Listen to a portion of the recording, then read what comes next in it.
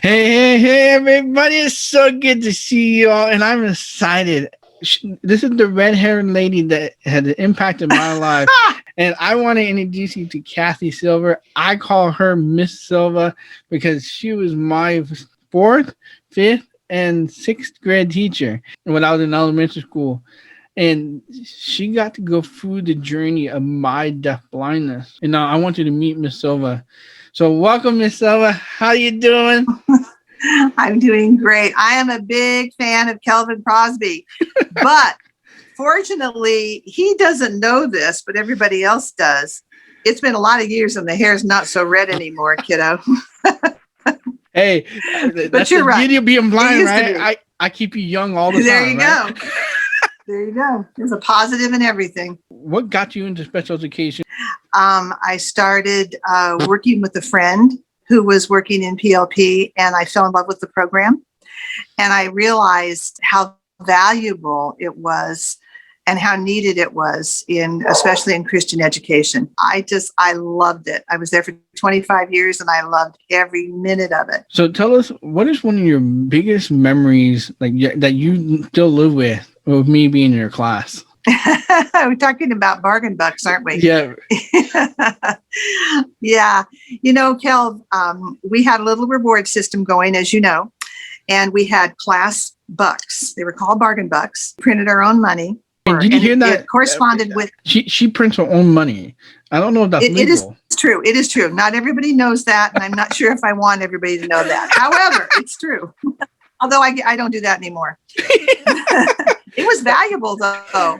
It was valuable at the class store. We had a really cool class store, and we would have it 3 times a year, and it corresponded with grade reporting. It was just a fun time. We had treats, and we spent the store money, and we played music, and we danced, and we had a great time. Now, the kids loved it, and they treasured their bucks.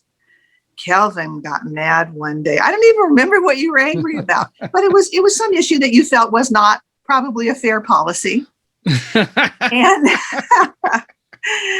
and you were kind of angry, and you came over to me and you handed me all your bargain bucks, and it was just a short time before the store. And I said, Kelvin, you can't do this. You will be so sorry. I mean, I was ready to cry. It was breaking my heart because I knew how sad you were going to be, and you were such a cute little kid.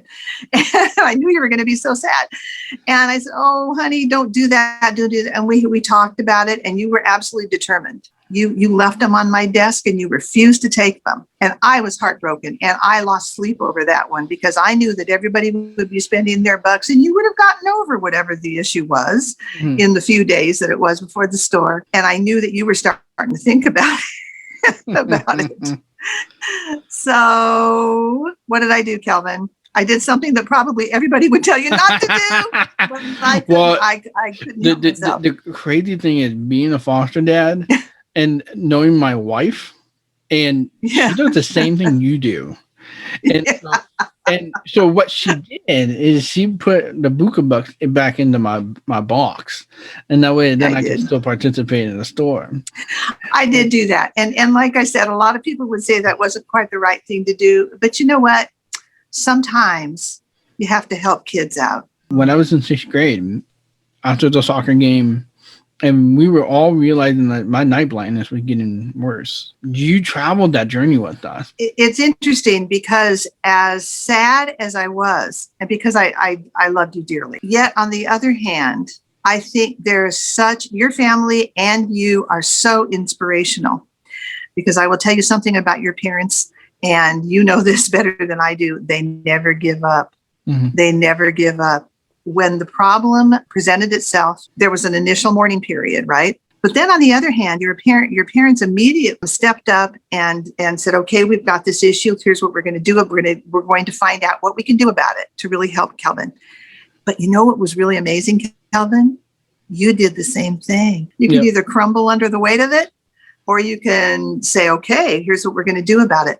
You knew that the Lord was with you. There was really quite a feeling of being inspired. And I cannot tell you how many times your story has been shared. When we got the diagnosis, when I had night vision, as well diagnosed with Usher syndrome, I still had 180 degrees of vision left. So at that point in my life, I still could see. Yeah. Here's the thing. One might expect a young man to call and say he's legally blind. One might expect a young man to be just devastated. But Kelvin, again, it's always been inspirational because you have always been determined to not let even the most crushing of diagnoses hold you back. There's always been that little element of hope. You never give up. As you've explained it, and as we've heard from my father, and when I was talking to my father, I said, you have to make a choice.